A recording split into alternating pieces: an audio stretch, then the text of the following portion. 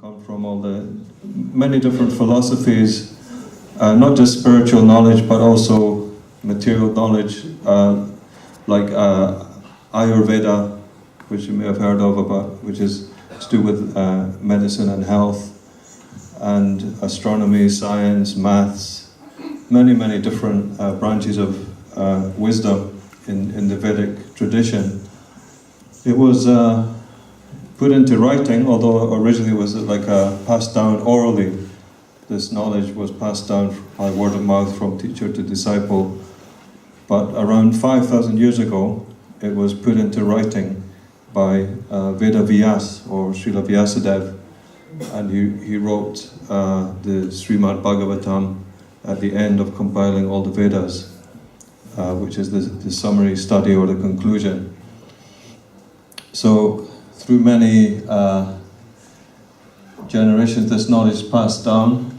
The conclusion of the knowledge is meditation or samadhi, complete absorption in meditation on Krishna, who is the supreme entity or the supreme personality of Godhead, the supreme spiritual being. Radha Krishna is pictured there. This is a river, Sindhu. I'll just give some historical background,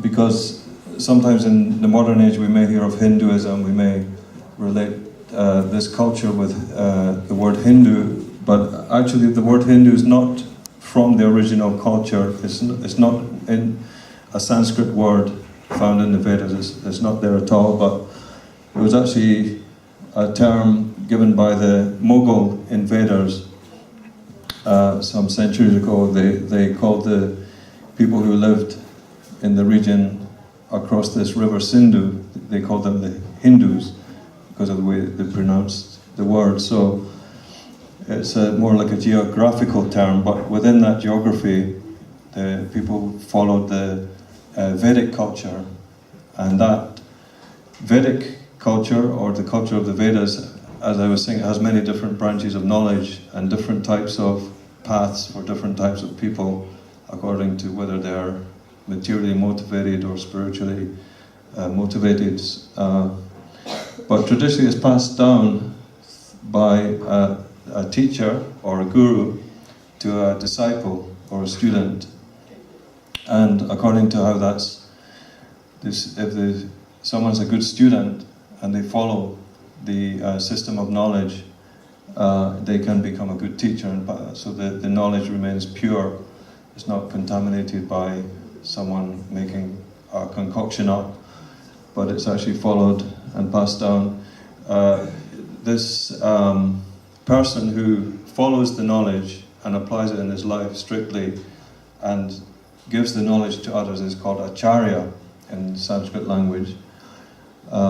This is one of the main acharyas or teachers of the Hare Krishna movement in the Middle Ages.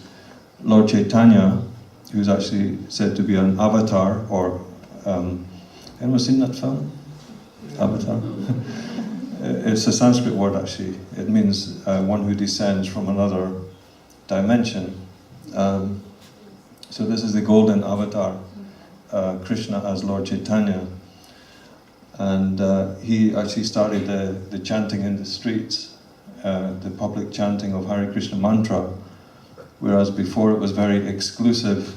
It was interpreted that it was only for certain people, but he freely broadcast this mantra all over India, and then other acharyas, other teachers passed it down, all the way down to our founder Acharya of the Hare Krishna movement, who's on the left here. He's also in this picture behind me. That's Srila Prabhupada, the founder of the Hare Krishna movement. And he received this culture, this knowledge, through a whole chain of teachers and students through many centuries, through thousands of years actually. And in the mid-60s anyway, he was elderly. According to normal calculation, he was an elderly man. But he came to New York in the mid-60s on a steamship, and he met with a great culture shock because he was brought up in a very kind of spiritual family in India, and he met many hippies and flower power, and there was the campaign against Vietnam and all these things. He was in New York, San Francisco,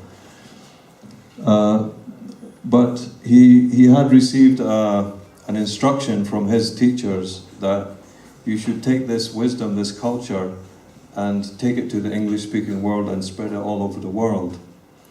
So although he spent his whole life in preparation and meditation on that instruction, he finally came, when he was quite elderly, in the mid-60s to America, and then from there it went all over the world. And then Srila Prabhupada, he wrote many books, almost 100 books. Some of the books we have here this evening, you can even take a small book with you. It's not very expensive, but it's full of wonderful knowledge, translated from the ancient wisdom of the Vedas and explained in the English language. And Srila Prabhupada also opened many temples. We have a temple in Watford. Anyone been to the temple in Watford? Most of you, I think. Yeah, big temple, very beautiful. Also central London, Birmingham, Manchester, Europe, all over the world, America, Russia, many places you can visit the Hare Krishna temple. So that's just a nutshell summary, brief summary. Is that the last slide? And we'll hear a bit more about the philosophy which Srila Prabhupada brought to us by our guest speaker. We have one of our senior monks who will give another brief explanation for a few minutes on the actual what are the teachings, what is the message for our lives today to improve our lives spiritually. We'll hear about that later. Okay, I just want to mention after this stage performances, we invite you to another part of the art center. There's another building on the other side of the car park. So please, when this is finished here, don't go home, because we're going to serve a vegetarian feast, and you have a chance to chat with us and with each other after this. So there'll be like what they call after party or something like that.